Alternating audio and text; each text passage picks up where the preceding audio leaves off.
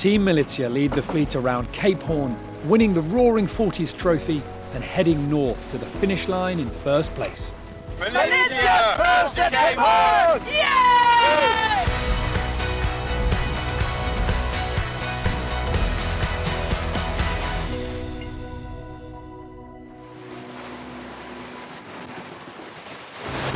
First time we see land after 1 month sailing. I have no word to describe what I'm feeling right now. It's just magical. At the moment we're a bit in lighter winds, going closer to Cape Horn, a bit less than 300 miles to go. So yeah, it's nice to get there. A month of no land. And all the albatrosses welcoming us now, it's cool.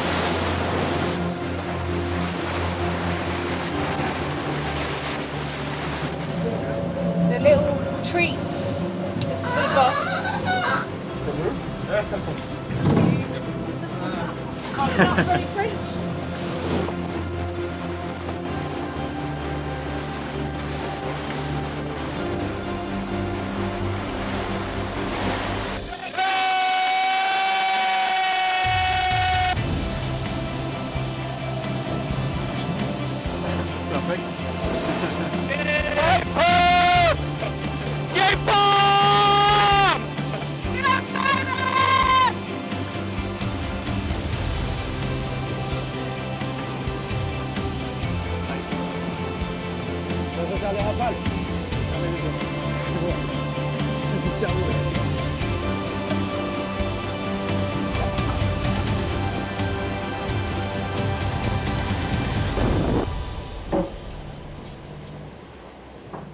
Welcome to the Ocean Race Show. Team Malizia, the first around Cape Horn, and Team Holcim-PRB just behind. For all of our sailors, this is a very significant moment, especially as we consider how many obstacles they've faced on their journey here as this race wraps around the world.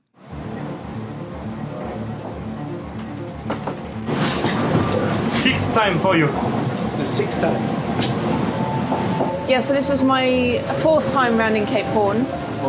Fourth time. And the last time I could see it was 2014, almost 10 years ago. And it's not that easy because I've tried to do it a few times and it's the first time I've got this close. So. It's been 30 days at sea, and this is the first bit of land we've seen since we left Cape Town, so yeah, super stoked. It's been a dream of mine to be here one day, and to finally be here is a super cool feeling.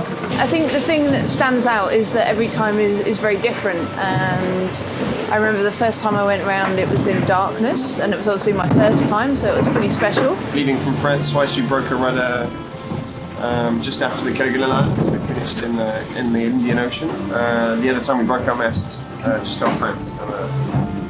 So it's not the easiest memories, but it means you appreciate this one. It's special to share it with two people that hadn't rounded the Horn before.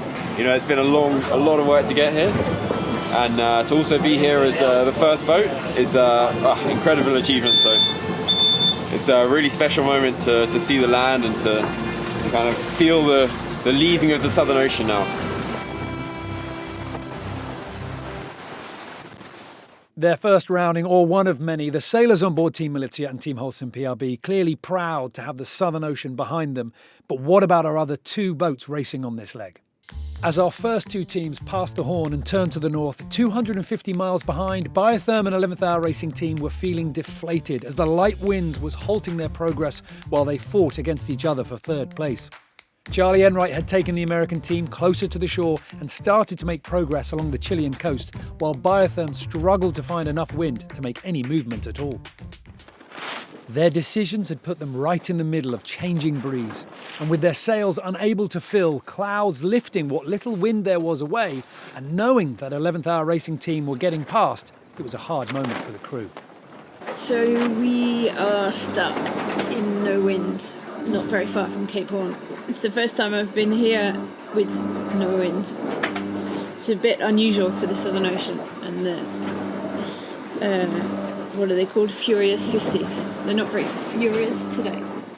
In the background, as Sam Davies was talking, you could pick up the hum of the autopilot motor engaging and pushing the rudder left and right. In the very light winds, we normally see the sailors taking control, but in a hard, long leg where you're tired after a very difficult week in the Southern Ocean, it's wise to let the autopilot pick up the strain, while the sailors do stay in ultimate control.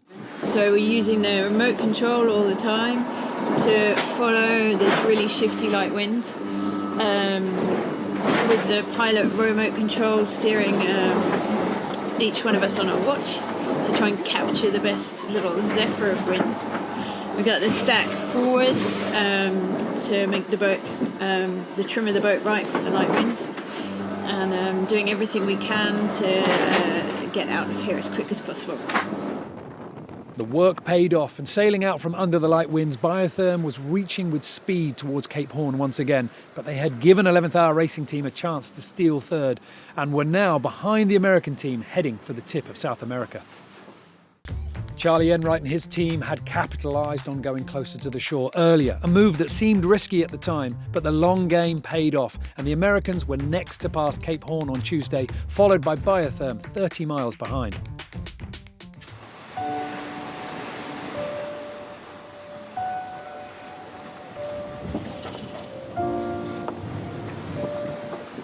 Some mountains, Tierra del Fuego, quite a lot of snow on them. Should explain why it's so bloody cold. And a bit of fog. But hopefully in a few miles we'll be able to see Cape Horn.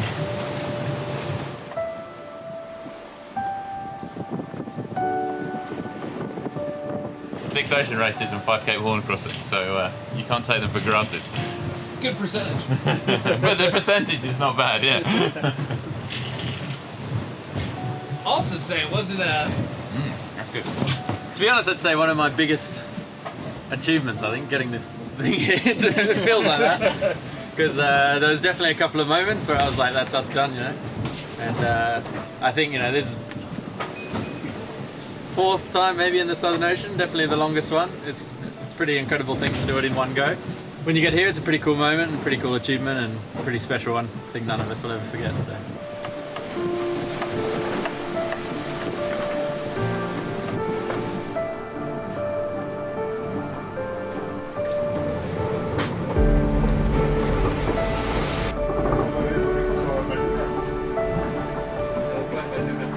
C'est bien de pouvoir partager ça en équipage.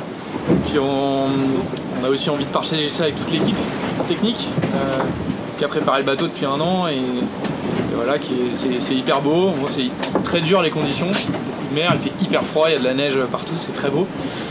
Et ouais, c'est un peu un aboutissement après tout ce travail d'avoir amené ce bateau Biotherm dans tout l'océan austral et puis de passer le Cap Horn.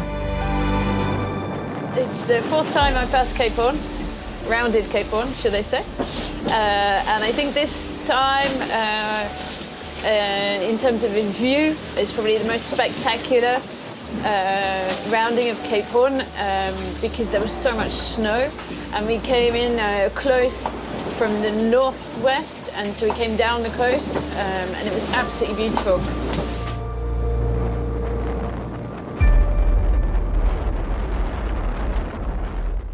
As our last 2 teams rounded Cape Horn, it became clear that for Biotherm, their moment of celebration had actually been quite stressful. Just as we jibed really close into Cape Horn, and we kind of done half of our photos. And as we jibed, we lost all our wind instruments and the computer, and so we had kind of a big electronics issue on board. Which was quite serious because just at the same time there's a massive snow squall came through with a lot of wind. These are our new wind indicators. Back to basics for Biotherm, tying telltales to the shrouds while they fixed their instruments and got the systems back online.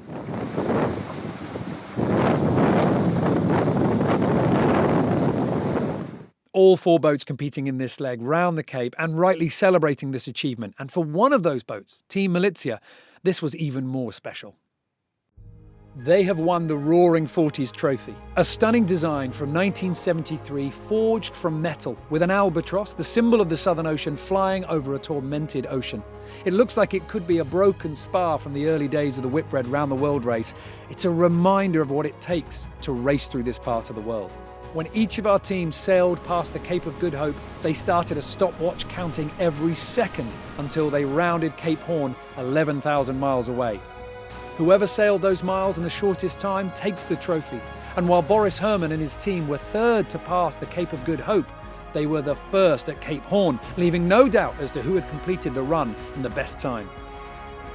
The German team now add their names to a list of legends in winning the Roaring Forties trophy.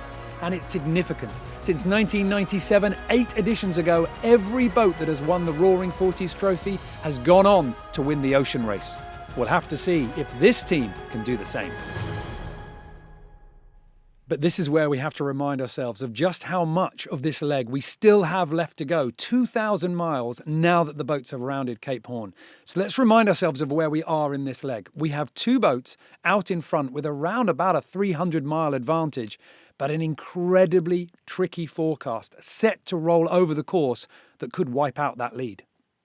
The weather system is very complex right now on the eastern coast of South America, with a lot of low-pressure systems building up. And on the April 1st, we expect a big low pressure with probably a lot of wind. And so there are a lot of options and choices to make for the skippers, either lighter winds, stronger winds, and then they have to deal with all those transitions. And so far, we don't have a real clear idea, to be honest, about how things are going to happen in the next 2 days from now. Which options are they going to take? It could be easier for the second group of boats, so for 11th Hour and Biotherm, but anything can change. So it's a little difficult to anticipate what's going to happen in 3 days from now. But there is a chance or a possibility for the last 2 boats to catch up and close the gap with the first 2 boats. Difficult to predict for our onshore navigators and difficult for the sailors out on the water. And this is typical of those legs when you're sailing from north to south or south to north. The weather and the way that it rotates around the world means that so many systems on these legs are going to be whipping across the racetrack, confusing everything and then moving on to make room for something else. It's really hard for our sailors to work out what's best, and things can catch you off guard, even with forecasting in the digital age. For example, take a look at this moment on board Team Holcim-PRB, where the onboard reporter woke up to find the boat lying on its side.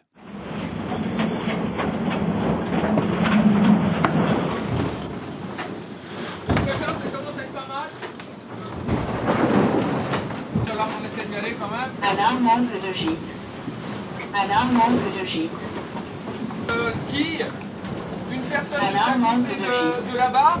Alarme angle de gîte. La bastaque, elle est bien écartée. Alarme angle de Allez, gîte. 25 nœuds, on va pouvoir y aller, les gars. Alarme angle de gîte. T'es calé, Sam Moi, je suis calé. Je mets la quille, Alarme angle mais de gîte. un peu plus dans règle folle, ça va aller. Alarme angle de gîte. Angle de gîte. Ça vient ou pas? Non.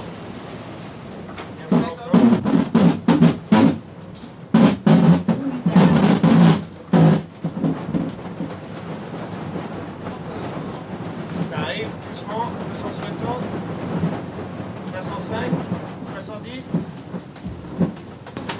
J'ai la quille. Force pas trop sur la barre, Sam. Dessus. On est un peu dessus, donc on y va doucement, ça changera rien du tout. Là, les safrans, ils sont de l'angle. 280. On laisse les angles comme ça, mais on force pas plus. Surtout quand ça va revenir, ça va être chaud. Et prêt, on remet un peu dans l'axe. On remet un peu dans l'axe. Moi, je vois que les gères, tu me dis ce qu'il y a besoin de. Ok, les gars, on l'a. Vas-y, pilote. Activation pilote. Compartment. Allez, c'est bon. We got the boat, 25 knots of wind. On a peut-être pu l'abattage bien plus tôt, quoi. The knockdown for Team Holcim-PRB forced them to sail into the wind to regain control of the boat before they could bear away and head towards the finish line again. They recovered well in the dark of night, but this all gave further miles to Team Malizia out in front, while the chasing 2 boats behind are hoping for more moments where they can sail fast as the others struggle during the days ahead. And what will feature as we go into that final stage of racing before Itajaí is 2 battles. In the lead, we've got Team Malizia and Team Holcim-PRB trying equally to outsmart each other and pick the best breeze going towards the finish line. And behind, Biotherm and 11th Hour Racing Team locked into a battle with just the 2 of them, unable to leap in front unless the weather decides to play havoc. And it will be bad fortune for those boats in front, but very good luck for those ones behind and trying to chase down. And this is ocean racing. For the moment, all our teams can do is hold on, sail fast, and try and do the best with the wind that they have.